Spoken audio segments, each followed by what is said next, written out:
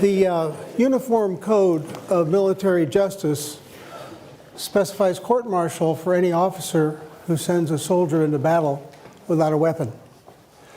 There ought to be a similar protection for students, because students shouldn't go out into life without an ability to communicate.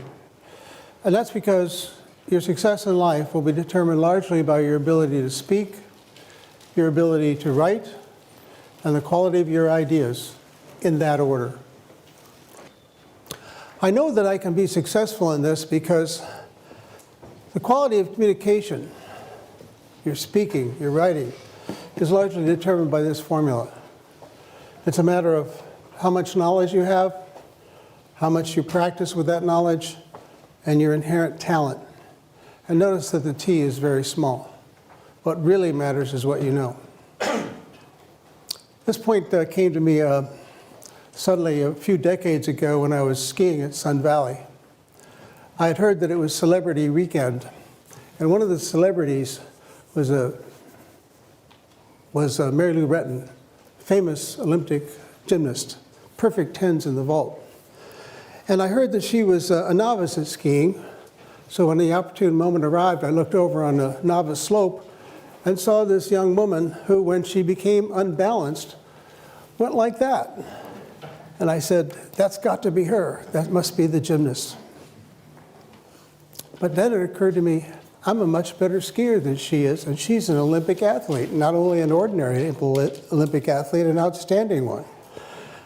And I was a better skier because I had the K, and I had the P, and all she had was the T.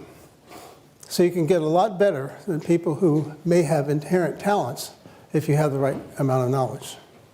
So that's what my objective is today, and here's my promise. Today you will see some examples of what you can put in your armamentarium of speaking techniques. And it will be the case that some one of those examples, some heuristic, some technique, maybe only one, will be the one that gets you the job. And so this is a very nonlinear process. You never know when it's going to happen. But that is my promise. By the end of the next 60 minutes, you'll have been exposed to a lot of ideas, some of which you'll incorporate into your own repertoire, and they will ensure that you get the maximum opportunity to have your ideas valued and accepted by the people you speak with. Now, in order to do that, we have to have a rule of engagement, and that is no laptops, no cell phones. So if you could close those, I'll start up as soon as you're done. Some people ask why that is a rule of engagement. And the answer is, we humans only have one language processor. And if your language processor is engaged, could you shut the laptop, please? If your language processor is engaged, browsing the web or reading your email, you're distracted. And worse yet, you distract all of the people around you. Studies have shown that. And worse yet, if I see an open laptop somewhere back there or up here, it drives me nuts, and I do a worse job. And so that ensures that all of your friends who are paying attention don't get the performance that they came to have. So that's it for preamble. Let's get started. First thing to talk about, of course, is how to start.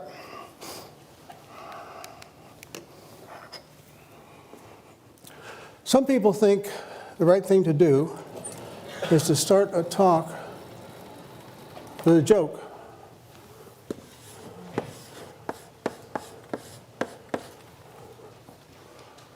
I don't recommend it. And the reason is that in the beginning of a talk, people are still putting their laptops away. They're becoming adjusted to your speaking parameters, to your vocal parameters. And they're not ready for a joke. So it doesn't work very well. They usually fall flat. What you want to do instead is start with an empowerment promise. You want to tell people what they're going to know at the end of the hour that they didn't know at the beginning of the hour. It's an empowerment promise. It's the reason for being here. What would be an example? Oh, I see. At the end of this 60 minutes, you will know things about speaking you don't know now, and something among those things you know will make a difference in your life. Yeah, that's an empowerment promise. So that's the best way to start. So now that I've talked a little bit about how to start, what I want to do is give you some samples of heuristics that are always on my mind when I give a talk. And the first of these heuristics is that it's a good idea to cycle on the subject. Go around it again, go around it again. Some people say, tell them what you want to tell them again, and then tell them a third time, as if people weren't intelligent. But the point is, the reason is, well, there are many reasons, one of which is at any given moment, about 20% of you will be fogged out no matter what the lecture is. So if you want to ensure that the probability that everybody gets it is high, you need to say it 3 times. So cycling is one of the things that I always think about when I give a talk. Another thing I think about is, in explaining my idea, I want to build a fence around it.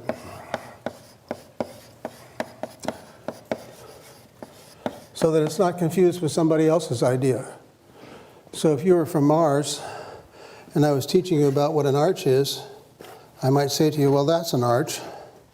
And that's not to be confused with some other things that other people might think is an arch. This is not an arch.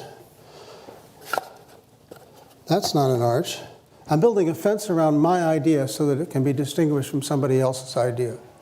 So in a more technical sense, I might say, well, my algorithm might seem similar to Jones's algorithm, except his is exponential and mine's linear. That's putting a fence around your idea so that people can not be confused about how it might relate to something else. The third thing on this list of samples is the idea of verbal punctuation.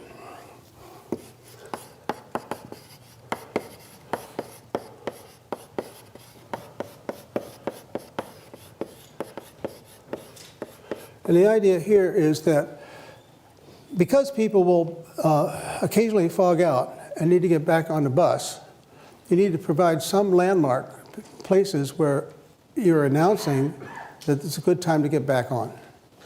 So I might, in this talk, say something about this being my outline. The first thing we're going to do is talk about how to start. Then we're going to deal with these 4 samples. And among these 4 samples, I've talked about the first idea, that's cycling. The second idea, building. And now the third idea is verbal punctuation. So I'm enumerating, I'm providing numbers, I'm giving you a sense that there's a seam in the talk and you can get back on. Okay? So now we're on a roll. And since we're on a roll, can you guess what 4th idea might be here? An idea that helps people get back on the bus?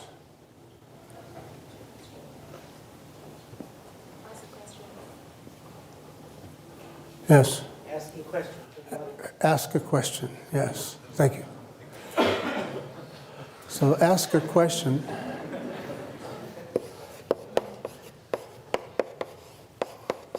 And so I will ask a question. How much dead air can there be? How long can I pause? I counted 7 seconds. It seems like an eternity to me to wait and not say anything for 7 seconds. But that's the standard amount of time you can wait for an answer. And of course, the question has to be carefully chosen. It can't be too obvious because then people will be embarrassed to say what the answer is. It can't be too hard because then nobody will have anything to say. So here are some sample heuristics you can put in your armamentarium and build up your repertoire of ideas about presentation. And now, if this persuades you that there is something to know, that there is knowledge, then I've already succeeded. Because what I want to convince you of is that if you watch the speakers you admire and feel are effective, and ask yourselves why they're successful, then you can build up your own personal repertoire and develop your own personal style. And that's my fundamental objective. And the rest of this talk is about some of the things that are in my armamentarium that I think are effective. So, next thing on our agenda, as we start to discuss these other things, is a discussion of time and place. So what do you think is a good time to have a lecture? 11 a.m. Yeah.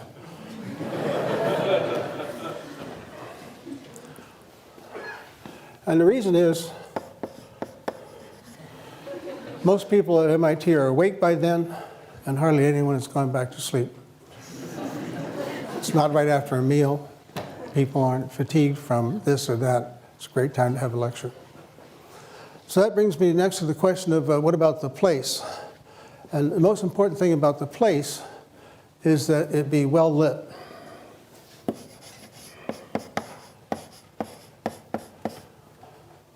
This room is well lit. The problem with the other kinds of rooms is that we humans, whenever the lights go down, or whenever the room is dimly lighted, it signals that we should go to sleep. So whenever I go somewhere to give a talk, even today, the first thing I do when I speak to the audiovisual people is say, keep the lights full up. Oh, they might reply, people will see the slides better if we turn the lights off. And then I reply, it's extremely hard to see slides through closed eyelids.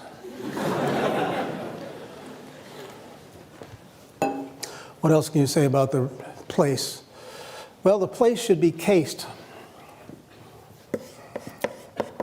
And I mean that in the colloquial sense of, like if you're robbing a bank, you would go to the bank, some occasions before to see what it's like, so there are no surprises when you do your robbery.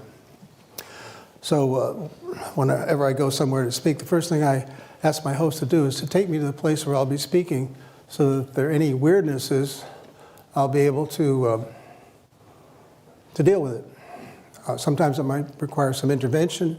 Sometimes it just might require me to understand what the challenges are.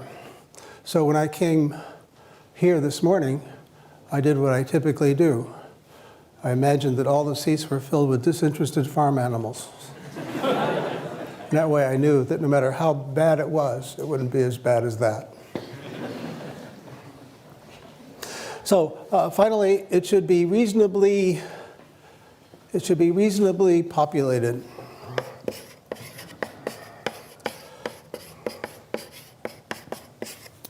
It should be the case that, if there are 10 people in this hall, everyone would be wondering what's going on that's so much more interesting that nobody's here. So you want to get a right-sized place that doesn't have to be packed, but it has to be more than half full. So those are some thoughts about time and place. The next thing I want to talk about is subject of boards and props and slides.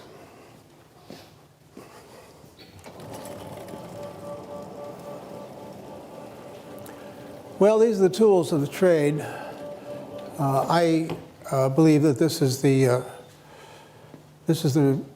right tool for speaking when your purpose is informing.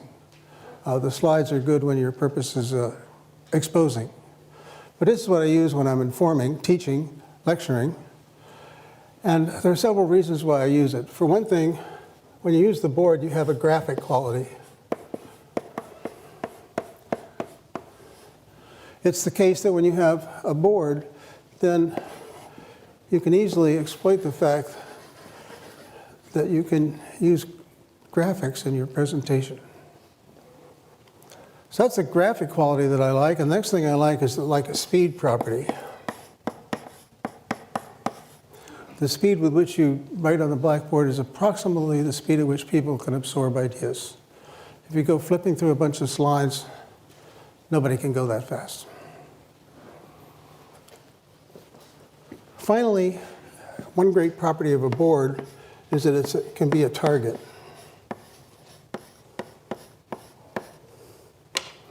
Many people who are novices at speaking find themselves suddenly aware of their hands. It's as if their hands were private parts that shouldn't be exposed in public, so right away they go into the pockets. And this is considered insulting in some parts of the world. Or alternatively, maybe the hands will go in back like this. I was once in a convent in Serbia, and my host, as soon as we entered, a nun came up to us and offered us a refreshment. And I was about to say, no, thank you, when he said, eat that stuff or die. It's a question of local custom and politeness. But then, before anything happened there, the nun pulled my hands out like this, because it was extraordinarily insulting in that culture to have your hands behind your back. So why is that? Well, it's usually supposed that that it has to do with whether you're concealing a weapon. So if your hands are in your pockets or behind your back, then it looks like you might have a weapon. And that's what I mean by the virtue, one of these virtues of the board. Now you have something to do with your hands. You can point out the stuff. I was once watching Seymour Papert give a lecture, and I thought it was terrific. So I went a second time. First time to absorb the content, second time to note the style. And what I discovered is that Papert was constantly pointing at the board. And then I thought about it a little while, and I noted that none of the stuff he was pointing to had anything to do with what he was saying. Nevertheless, it was an effective technique. So that's just a little bit about the virtue of blackboards. Now I want to talk about props. You know, the custodians of knowledge about props are the playwrights. Many decades ago, I saw a play by Heinrich Ibsen. It was Hedda Gabler. I remember vaguely that it was about a woman in an unhappy marriage, and her husband was in competition for an academic job with somebody else, and he was going to lose, partly because he was boring, and partly because the competitor had just written a magnificent book. By the way, this is back in the days before there were copying machines and computers. Anyhow, as the play opens, there's a pot-bellied stove.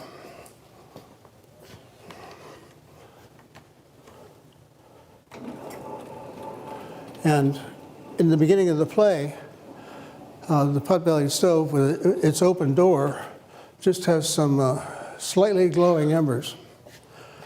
But the pot-bellied stove is always there, and its tension mounts in the play. And you see this manuscript, this prop that Ibsen so artfully used, you just know that something's going to happen, because as the play goes on, the fire gets bigger and hotter, and finally all-consuming, and you just know that that manuscript is going to go into that fire. It's a memorable thing. It's what I remember about the play. So the playwrights have got this all figured out, but on the other hand, they're not the only people who can use props. Here's an example of the use of a prop, also due to Seymour Papert. He was talking about how it's important to look at the problem in the right way. And here's an example that not only teaches that, but makes it possible for you to embarrass your friends in mechanical engineering. So here's what you do. You take this bicycle wheel, you start it spinning, and then you put some torque on the axle. Or equivalently, you blow on the edge. And the issue is, does it go that way? Or does it go that way? Now, the mechanical engineers will immediately say, oh, yes, I see, right-hand screw rule, and they'll put their fingers in this position, but forget exactly how to align their fingers with the various aspects of the problem. And so it's usually the case that they get it right with about a 50% probability. So their very fancy education gets them up to the point where they're equivalent to flipping a coin. But it doesn't have to be that way, because you can think about the problem a little differently. So here's what you do. You take some duct tape and you put it around a part of the wheel like that. And now you start to think about not the whole wheel, but just the little piece that's underneath the duct tape. So here that piece comes rolling over the top, and at this point you blow on it with a puff of air. Forgetting about the rest of the wheel, what happens to that little piece that's under the duct tape? it must want to go that way because you banged on it like that. It's already going down like that. And what about the next piece? Same thing. Next piece, same thing. So the only thing that can happen is that the wheel goes over like that. And so now you'll never wonder again because you're thinking about the problem in the right way, and it's demonstrated by the use of a prop. You can try this after we're done. Another example I like to remember is one from when I was taking 801. Alan Lazarus was the instructor at the time, and he was talking about the conservation of energy, kinetic and potential. And there was a long wire in the ceiling in 26100 attached to a much bigger steel ball, but one not unlike this.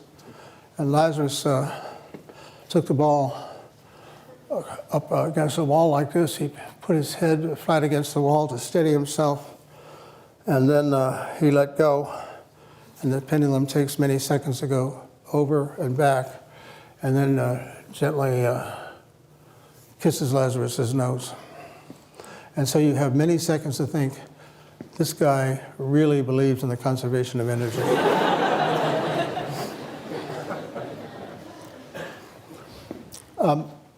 Do not try this at home. The problem is that first time you do this, you may not just let go. There's a natural human tendency to push.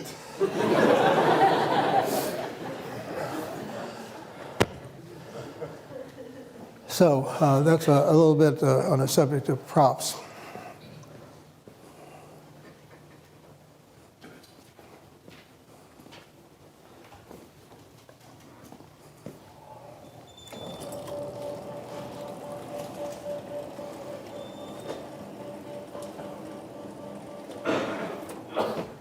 You know, it's interesting, whenever surveys are taken, students always say more chalk, less PowerPoint. And why would that be? Props are always also very effective. Why would that be? I'll give you my lunatic fringe view on this. It has to do with what I would call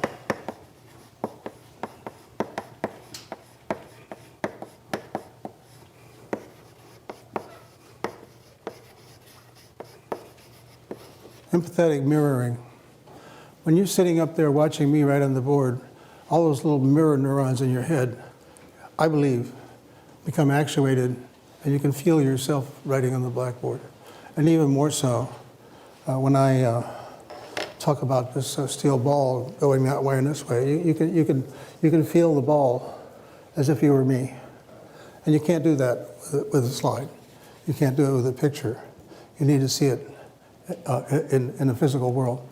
That's why I think that, oh yes, of course, there are speed questions involved too that have to be separated out, but I think the empathetic mirroring is why props and the use of a blackboard are so effective. Well, let's see. Oh yes, there is one more thing by way of the tools, and that has to do with the use of slides. I repeat, I think they're for exposing ideas, not for teaching ideas, but that's what we do in a job talk or a conference talk. We expose ideas, we don't teach them. So let me tell you a little bit about my views on that. I remember once I was in Terminal A at Logan Airport. I'd just come back from a really miserable conference, and the flight was really horrible. It was one of those that feels like an unbalanced washing machine. And for the only time in my life, I decided to stop on my way to my car and have a cup of coffee and relax a little bit. And as I was there for a few minutes, someone came up to me and said, "Are you Professor Winston?" "I think so," I said. I don't know, I guess I was trying to be funny. In any event, he said, "I'm on my way to Europe to give a job talk. Would you mind critiquing my slides?" "Not at all," I said. "You have too many and they have too many words." "How did you know?" he said, thinking perhaps I'd seen a talk of his before. I hadn't. My reply was, "Because it's always true. There are always too many slides, always too many words." So let me show you some extreme examples of how not to use slides. Well, for this demonstration, I need to be way over here. When I get over here, then I can start to say things like, one of the things you shouldn't do is read your transparencies. People in your audience know how to read, and reading will just annoy them. Also, you should be sure that you have only a few words on each transparency and that the words are easy to read. And I hope it's driving you crazy because I'm committing all kinds of crimes. The first of which is that there are too many words on the slide. Second of which is I'm way over there and the slide's way over there. So you get into this tennis match feeling of shifting back and forth between the slide and the speaker. You want the slides to be condiments to what you're saying, not the main event or the opposite way around. So how can we fix this? Step number one is to get rid of the background junk. That's always distraction. Step number two is to get rid of the words. When I've reduced the words to these, then everything I read a previous time, I'm not licensed to say because it's not on the slide. I'm not reading my slides anymore, but I'm saying what was written on the slides in a previous example. So what else can we do to simplify this? Well, we can get rid of the logos. We don't need them. Simplification. What else can we do? Get rid of the title. Now I want to talk to you about some rules for slide preparation. I'm telling you the title. It doesn't have to be up there. By reducing the number of words on the slide, I'm allowing you to pay more attention to me and less to what's written on the slide. I mentioned it before, we have only one language processor, and we can either use it to read stuff or to listen to the speaker. And so if we have too many words on the slide, it forces people in the audience to read this stuff and not listen. A student of mine did an experiment a few years ago. He taught some students some web-based programming ideas. Half the information was on slides. He said the other half. And then for a control group, he reversed it. And the question was, what did the subjects, that is to say, freshmen in his fraternity, what did the subjects remember best? What he said or what they read on the slide? And the answer is what they read on the slide. When their slides have a lot of material on it, they don't pay attention to the speaker. In fact, in the after-action report, one of the subjects said, "I wish you hadn't talked so much. It was distracting." Well, the last item is eliminate clutter. Now, here's some clutter. No reason even for those bullets. So the too many words problem is a consequence of a crime Microsoft has committed by allowing you to use fonts that are too small. So you should all have a sample slide like this that you can use to determine what the minimum font size is that's easily legible. Shiru, what do you think of those? Which size is right? What's that? Did you ask which size is right? Yeah. Minimum, maybe. 40 or 50? Yeah, he says 40 or 50. I think it's about right. 35 is if you get too small. Not necessarily because you can't read it, but because you're probably using it to get too many words on the slide. What other crimes do we have? Well, we have the laser pointer crime. And for that, I really, you know, in the old days, when we didn't have laser pointers, we used wooden ones, and people would go waving these things around, and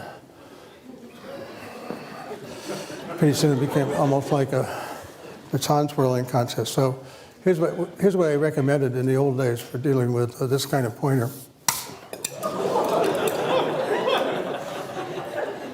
This example of use of a prop.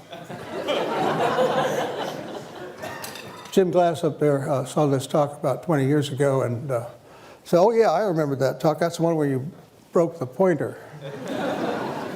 It's amazing how props tend to be the things that are remembered. Well, now we don't have physical pointers anymore. We've got laser pointers. That's a wonder more people aren't driven into epileptic fits over this sort of stuff.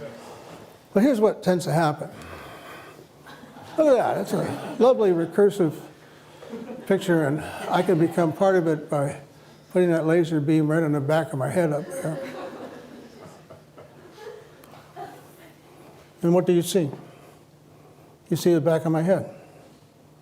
I have no eye contact, no engagement, nothing. I was sitting with a student watching a talk one day, and she said, you know what? We could all leave, and he wouldn't know.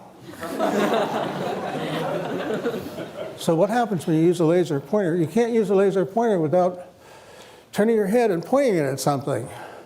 And when you do that, you lose contact with the audience. You don't want to do it. So what do you do if you need to identify something in your image and you don't want to point at it with a laser? This is what you do. Put a little arrow on there and say, now look at that guy number one, at the end of arrow number one. You don't need to have a laser pointer to do that.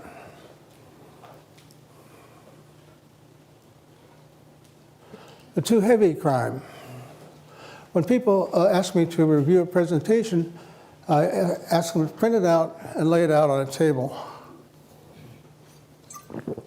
When they do that, it's easy to see whether the talk is too heavy, too much text, not enough air, not enough white space, not enough imagery.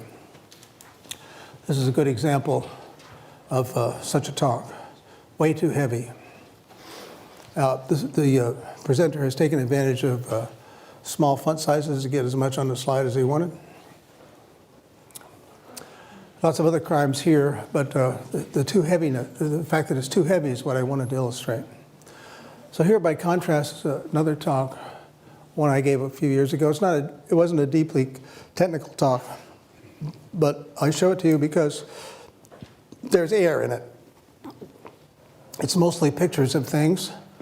There are 3 or 4 slides that have text on them, but when I come to those, I give the audience time to read them. And they're there because they might have some historical significance. The first slide with a lot of text on it is an extraction from the 1957, from the proposal for the 1957 AI conference at Dartmouth. Extraordinarily interesting event, and that historical extraction from the proposal helps drive that point home. What else have we got here? Oh yeah, your vocabulary word for the day. This is an apax legomenon. What that means is, this is the kind of slide you can get away with exactly once in your presentation. This is a slide that got some currency some years ago because it shows the complexity of governing in Afghanistan by showing how impossibly complex it is. It's something you and the audience can't understand, and that's the point. But you can't have many of these. You can have one per work, one per presentation, one per paper, one per book. That's what apax legomenon is, and this is an example of it. Well, I've shown you some crimes, and so you might be asking, do these crimes actually occur? So they do.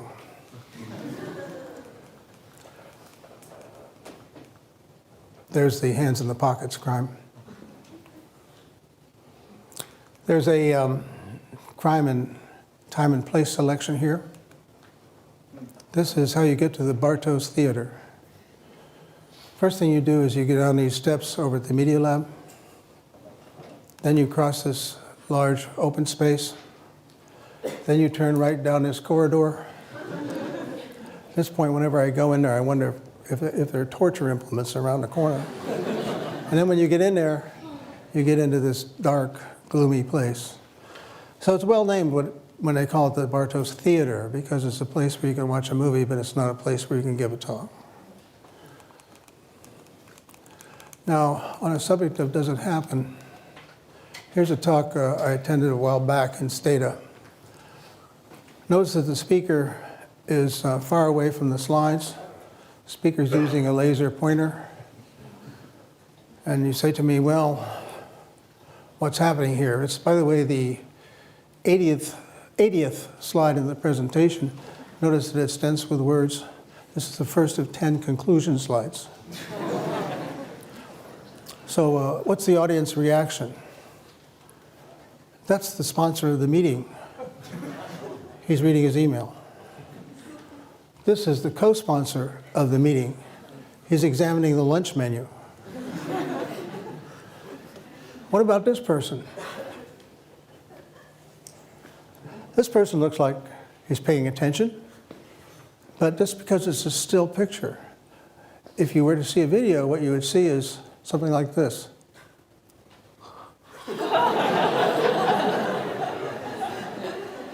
So yeah, it does happen. Well, now that's a quick review of tools. Now I want to talk about some special cases. We could talk a little bit about informing, or to say it another way, doing what I'm doing now. But I'll just say a few words about that. In that kind of presentation, you want to start with a promise, like I did for this hour that we're going through now. But then it comes to the question of how do you inspire people? I've given this talk for a long time, and a few years ago, our department chairman said, would you please give this talk to a new faculty and be sure to emphasize what it takes to inspire students. And strangely, I hadn't thought about that question before, so I started a survey. I talked to some of my incoming freshman advisees, and I talked to senior faculty and everything in between about how they've been inspired. What I found from the incoming freshmen is that they were inspired by some high school teacher who told them they could do it. What I found in the senior faculty, they were inspired by someone who helped them to see a problem in a new way. And what I saw from everyone is that they were inspired when someone exhibited passion about what they were doing. Exhibited passion about what they were doing. Yeah, so that's one way to be inspiring. It's easy for me because, you know, I do artificial intelligence. How can you not be interested in artificial intelligence, right? I mean, if you're not interested in artificial intelligence, you're probably not interested in interesting things. So when I'm lecturing in my AI class, it's natural for me to talk about what I think is cool and how exciting some new idea is.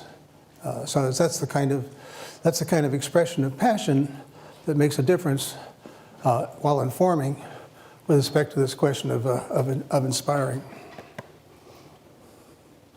Oh yeah, and of course during this promise phase, you can also express how cool stuff is.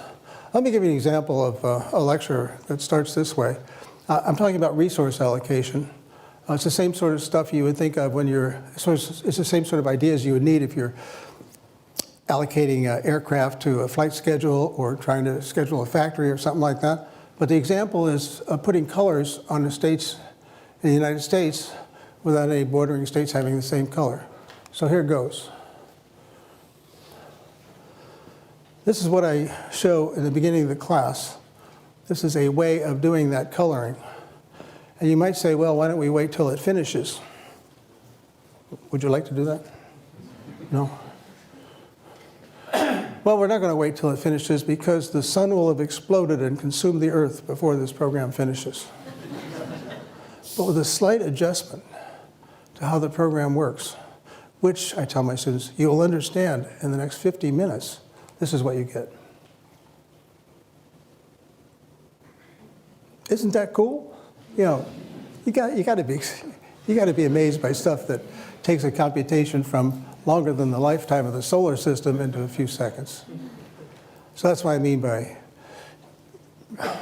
providing a promise up front and expressing some passion about what you're talking about. Well, the last item in this little block here is it has to do with what people think that they do at MIT. You ask faculty what the most important purpose is, and they'll say, well, the most important thing I do is teach people how to think. And then you say, oh, that's great. How do you teach people how to think? Blank stare. No one can quite respond to that part, that natural next question. So how do you teach people how to think? Well, I believe that we are storytelling animals, and that we start developing our story understanding and manipulating skills with fairy tales in childhood and continue on through professional schools like law, business, medicine, engineering, everything. And we continue doing that throughout life. So if that is what thinking is all about, then when you want to teach people how to think, you provide them with the stories they need to know, the questions they need to ask about those stories, mechanisms for analyzing those stories, ways of putting stories together, ways of evaluating how reliable the story is, and that's what I think you need to do when you teach people how to think. But that's all about education, and many of you here, not necessarily for that, but rather for this part, for persuading, which breaks down into several categories: oral exams, not shown, job talks, getting famous. I won't say much about oral exams, other than the fact that they used to be a lot scarier than they are today. In the old days, reading the literature in a foreign language was part of that, and there was a high failure rate. And when you look back on those failures, the most usual reason for people failing an oral exam is failure to situate and a failure to practice. By situate, I mean it's important to talk about your research in context. This is a problem that's being pursued all over the world. There hasn't been any progress before me in the past 30 years. Everyone is looking for a solution because it will have impact on so many other things. So that's situating in time and place and field. And then as far as practice is concerned, yes, practice is important, but that doesn't mean showing your slides to the people who share an office with. The problem with that is that if people know what you're doing, they will hallucinate that there's material in your presentation that isn't there. It isn't there. A variation on the same, by the way, is your faculty supervisor is not a very good person to help you debug a talk, because they, in fact, know what you're doing, and they will, in fact, hallucinate there's material in your presentation that isn't there.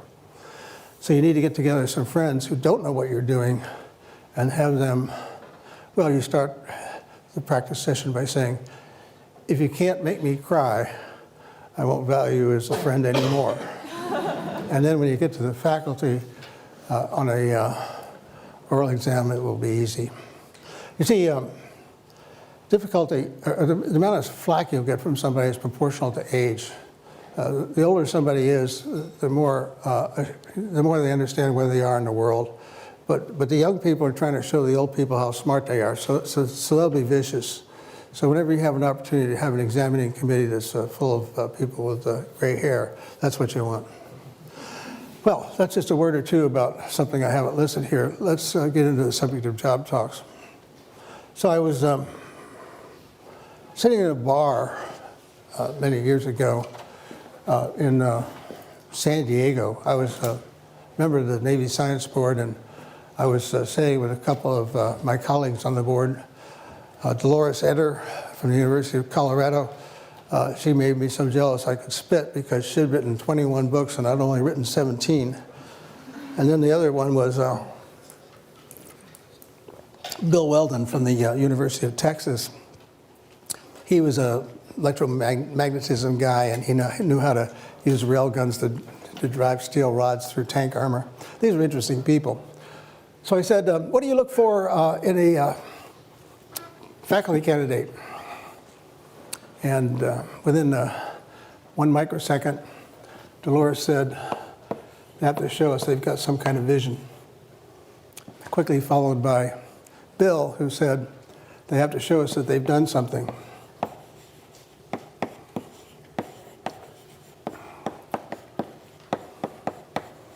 Oh, that sounds good, I said. And then I said to them, how long does the candidate have to establish these two things? What do you think? Well, compare your answer to theirs.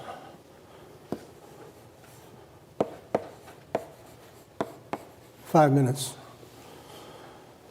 So if you haven't expressed your vision, if you haven't told people that you've done something, in 5 minutes you've already lost.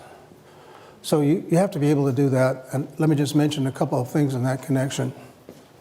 Here, which is, the vision is in part a problem that somebody cares about and something new in your approach.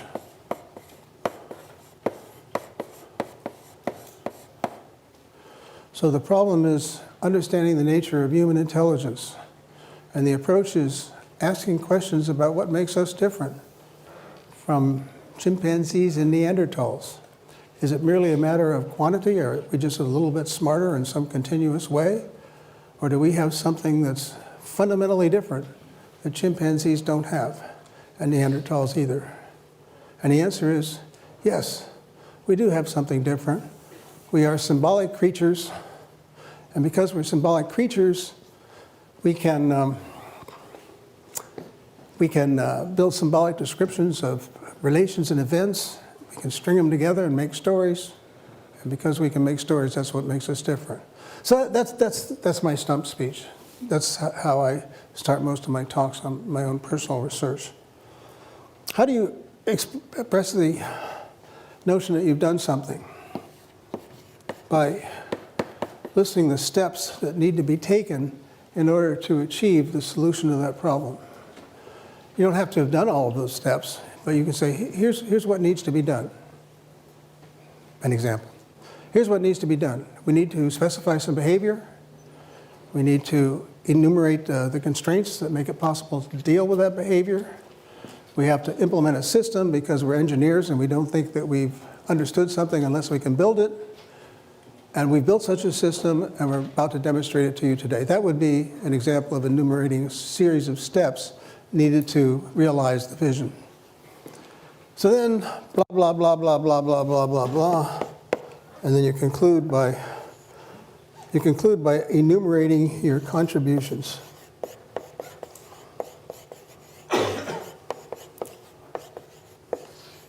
It's kind of mirror of these steps and helps to establish that you've done something. So that's a kind of general purpose framework for doing a technical talk. Now, only a few more things left to do today. Getting famous is the next item on our agenda, because once you've got the job, you need to think a little bit about how you're going to be recognized for what you do. So,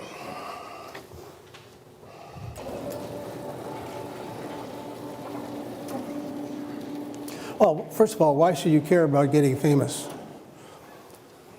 I thought about this in connection with a fundraising event I attended once. Fundraising event for raising money to save Venice from going underwater and having all of its art destroyed. Anyway, I was sitting here, and JC was sitting here. That was Julia, the late Julia Child. And as the evening wore on, more and more people would come up and ask Julia to autograph something or express a feeling that she had changed their life, and it just happened over and over again. So eventually I turned to Julia and I said, "Ms. Child, is it fun to be famous?"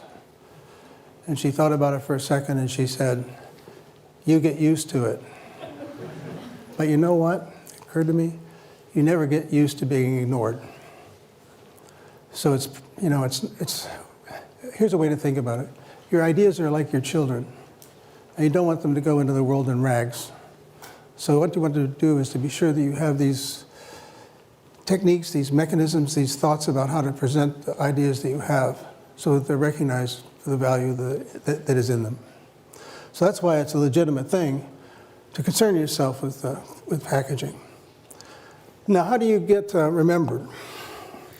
Well, there's something I like to call Winston's star. And every one of the items I'm about to articulate starts with an S. So if you want your presentation ideas to be remembered, one of the things you need to do is to make sure that you have some kind of symbol associated with your work. So this arch example is actually from my PhD thesis many, many years ago. And in the course of my work at that time, this work on arch learning became mildly famous, and I didn't know why.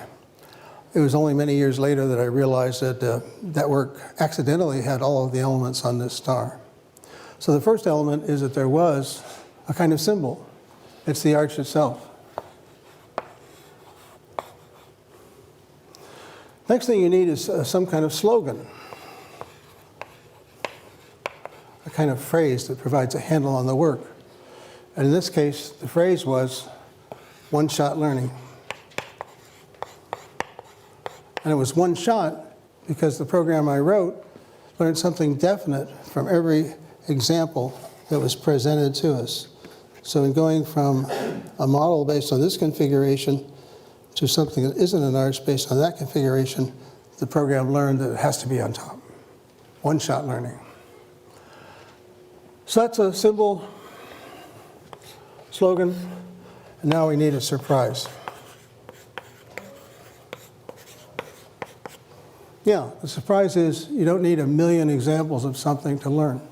You can do it with one example if you're smart enough to make use of that example appropriately. So that was the surprise. You can learn something definite from each example. Next item was a salient idea. Now, when I say salient idea, I don't mean important. What I mean is an idea that sticks out. Some theses, funnily enough, have too many good ideas, and you don't know what it's all about because which one is it? So you need an idea that sticks out. And the idea that stuck out here was the notion of a near miss.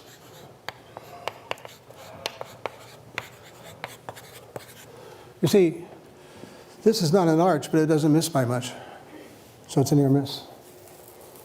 And finally, you need to tell the story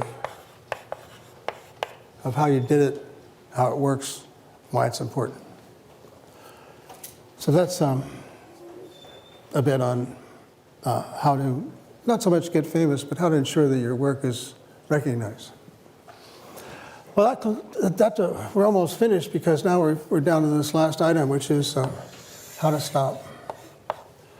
And when we come to that, there's a question of, all right, well, what is the final slide?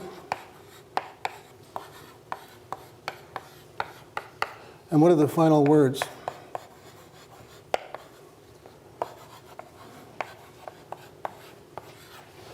So for the final slide, let me give you some examples of possibilities. How about this one? Well, you might see that slide and think to yourself, there are 1,000 faculty at MIT. Nice piece of work, but not so much, but it's only a tiny piece of work if you divide by 1,000. So when you show a whole gigantic list of collaborators at the end of a talk, it's a kind of letdown because it suggests that nobody knows, well, did you do anything significant? Now you got to recognize your collaborators, right? So where do you do that? Not on the last slide, on the first slide. All this was on the first slide. These are the collaborators. So you don't want to put them at the end. You don't want to slide like this. How about this one? This is the worst possible way to end a talk.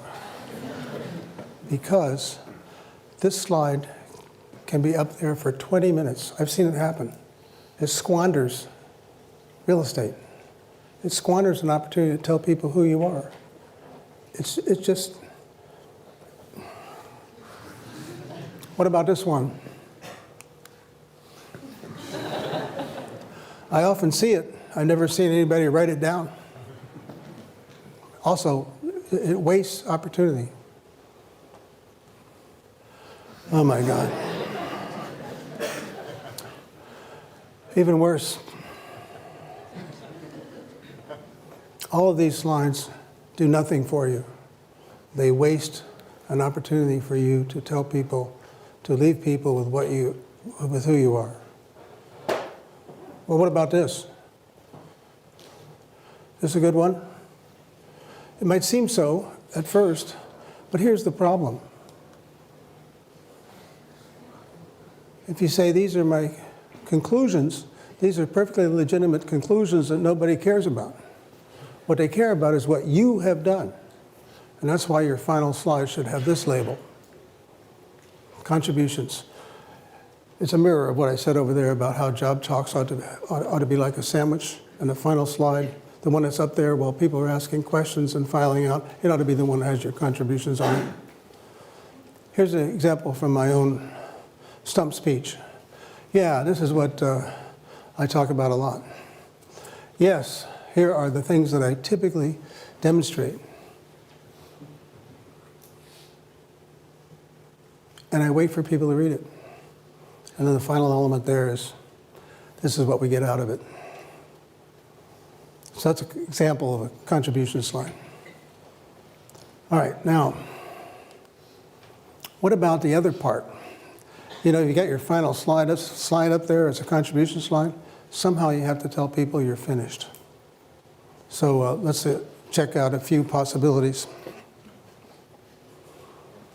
One thing you could do in the final words is you could tell a joke.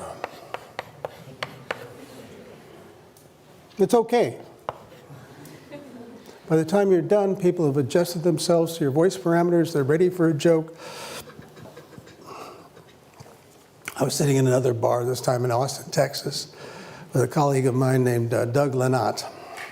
And Doug's a fantastic speaker. And so I said to Doug, Doug, you're a fantastic speaker. What's your secret? And he said, oh, I always finish with a joke, and that way people think they've had fun the whole time. So yeah, a joke will work down there. How about this one?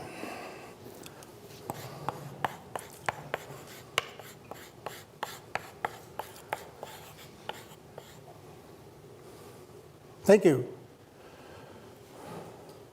I don't recommend it. It's a weak move. You will not go to hell if you conclude your talk by saying thank you, but it's a weak move, and here's why. When you say thank you, even worse, thank you for listening, it suggests that everybody has stayed that long out of politeness and that they had a profound desire to be somewhere else, but they're so polite they stuck it out, and that's what you're thanking them for. So once wild applause has started, you can mouth a thank you, and there's nothing wrong with that. But the last thing you do should not be saying thank you. Now you say to me, well, doesn't everybody say thank you? Well, what everybody does is not necessarily the right thing.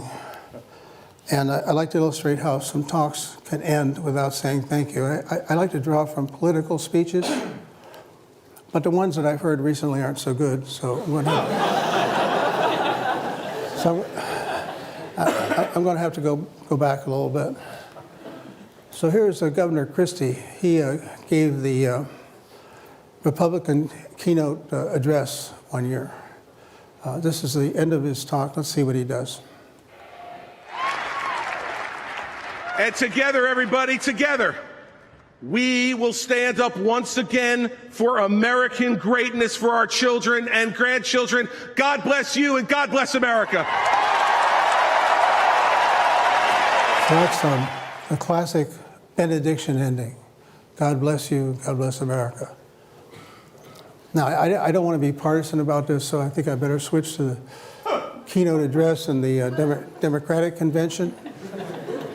I was delivered that year by Bill Clinton, who knows something about how to speak.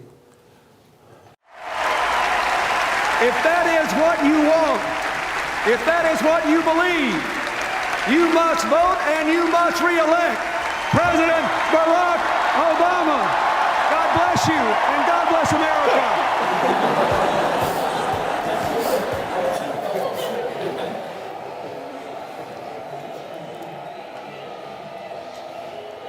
Now watch this. Let's go back a little bit and redo it. What I want you to see is that at one point he seems to be almost pressing his lips together, forcing himself not to say thank you.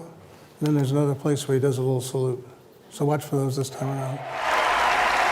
If that is what you want, if that is what you believe, you must vote and you must re-elect President Barack Obama. God bless you and God bless America. That's where he's pursing his lips. There's a salute.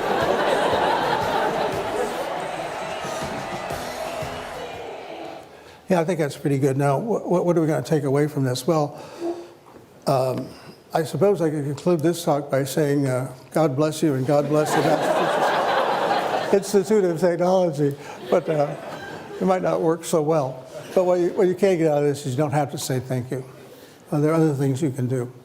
And you know, it's interesting that over time people figure this out and there's some stock ways of ending things. So in the Catholic Church, in the good old Latin Mass, it ended with ite missa est, which translates approximately to, okay, the Mass is over, you can go home now. And of course, at musical concerts, you know that it's time to clap, not at the end of the song, but rather when the conductor goes over and shakes hands with the concertmaster. Those are conventions that tell you that the event is over. So those are all possibilities for here. But one more possibility, and that is that you can salute the audience. And by that I mean you can say something about how much you value your time at a place. So I could say, well, it's been a great fun being here. It's been fascinating to see what you folks are doing here at MIT. I've been much stimulated and provoked by the kinds of questions you've been asked. It's been really great, and I look forward to coming back on many occasions in the future. So that salutes the audience. You can do that. Well, there it is. You know what? I'm glad you're here. And the reason is by being here, I think you have demonstrated an understanding that how you present and how you package your ideas is an important thing.